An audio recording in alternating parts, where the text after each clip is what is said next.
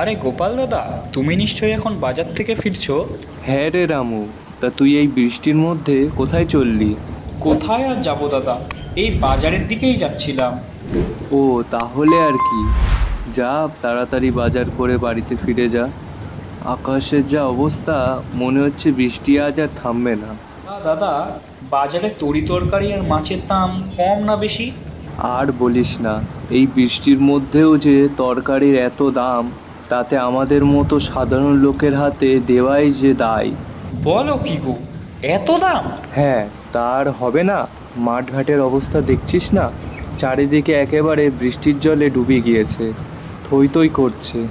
তা তুমি যা বলেছো। আচ্ছা গণেশ, তুই তাহলে যা, আমিও সেই সকালে বাড়ি থেকে বেরিয়েছি। বাড়িতে ফিরতে অনেকটা আমার দেরি হয়ে গেল। হ্যাঁ দাদা, তুমি তাহলে যাও।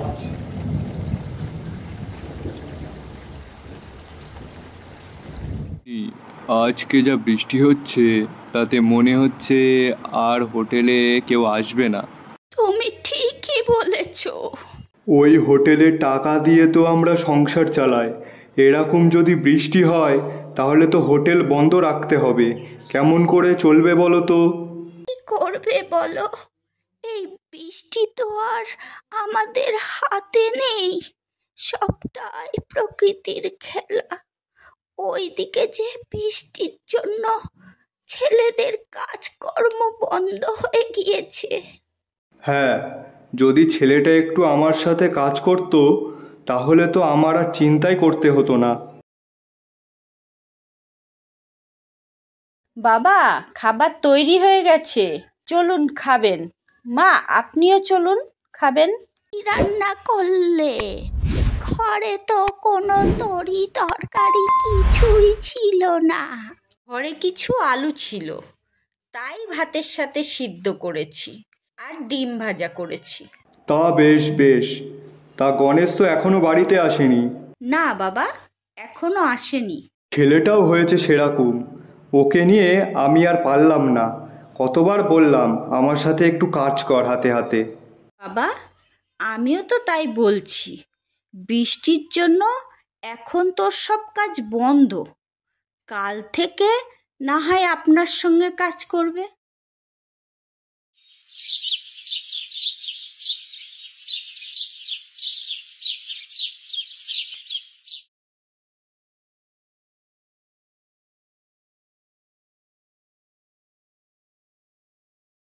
আরে হারুদা, তুমি কখন এলে?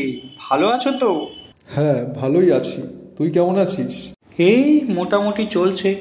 আচ্ছা, তুই এখন কি কাজ করছিস রে?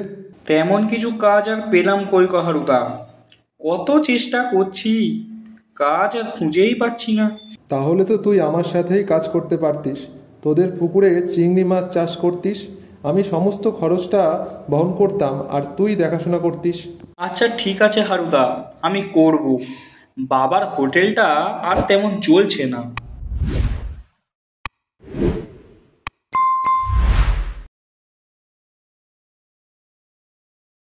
বাবা, ওই যে ওই পাড়ার হারুদা মাছের ব্যবসা করে, ও আমাকে বলেছিল যে আমাদের পুকুরে চিংড়ি মাছের চাষ করার কথা। ও তাই নাকি? বাহ, তাহলে তো আর চিন্তাই থাকলো না। এতদিন পর ভগবান আমাদের দিকে মুখ তুলে তাকিয়েছে, আর এরকমভাবে প্রতিদিন আমাদের ডাল ভাতটুকু জুটলেই যথেষ্ট।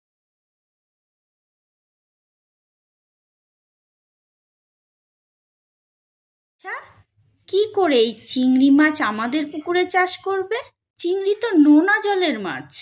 আমরা যে চিংড়ি চাষ করব তা বৈজ্ঞানিক উপায়ে চাষ করা হয়। এই মাছ খাওয়ার উপযুক্ত হতে প্রায় 3 মাস সময় লাগে। এটা কি বিজ্ঞানীরা চাষ করে নাকি? না না, সাধারণ মানুষে বৈজ্ঞানিক পদ্ধতিতে চাষ করে। প্রথমে পুকুরটাকে পরিষ্কার করতে হয়, তারপর মিষ্টি জলে পুকুরের জল পাল্টে পাল্টে চাষ করতে হয়। সত্যি, তুই আমার ব্যবসাতে যোগ দেওয়ার পর থেকে আমার ব্যবসায় দিন দিন উন্নতি হচ্ছে। তোর কাছে আমি সত্যিই ঋণী। না না হারুদা, আমি আমার পরিবারই উল্টে তোমার কাছে ঋণী।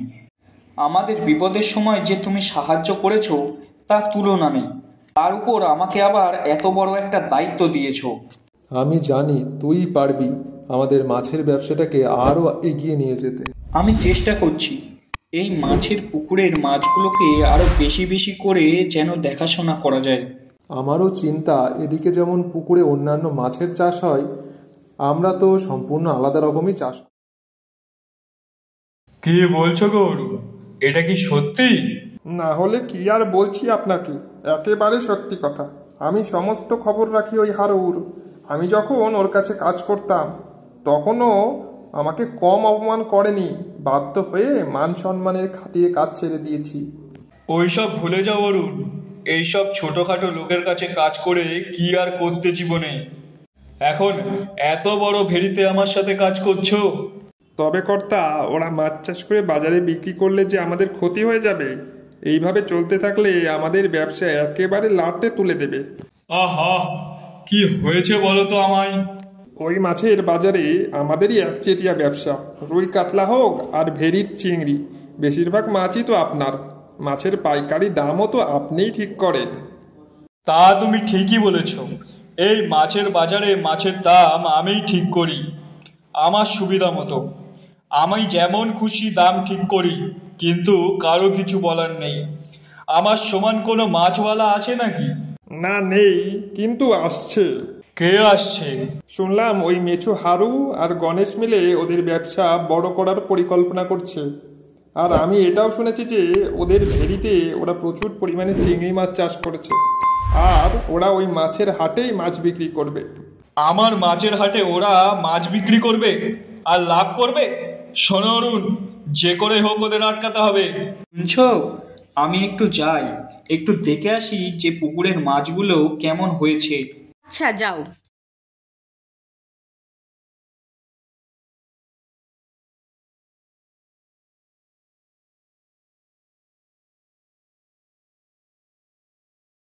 আরে কত চিংড়ি হয়েছে, যাই গিয়ে কয়েকটা চিংড়ি ধরে নিয়ে যাই। রাত্রে বউকে বলবো চিংড়ি মালাইকারি করতে, হেব্বি লাগবে।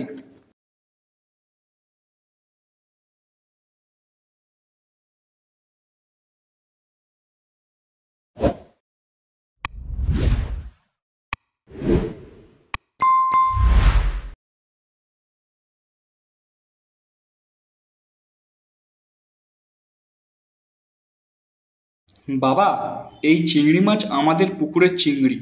আজ বৃষ্টি হচ্ছিল, আমি পুকুরে মাছগুলোকে দেখতে গিয়ে দেখি খুব বড় বড় হয়েছে, তাই কয়েকটা ধরে এনেছি। আমাকেও তাহলে একদিন নিয়ে যাবে? এইভাবেই ব্যবসার মাধ্যমে তাদের সুখের সংসার চলতে লাগলো।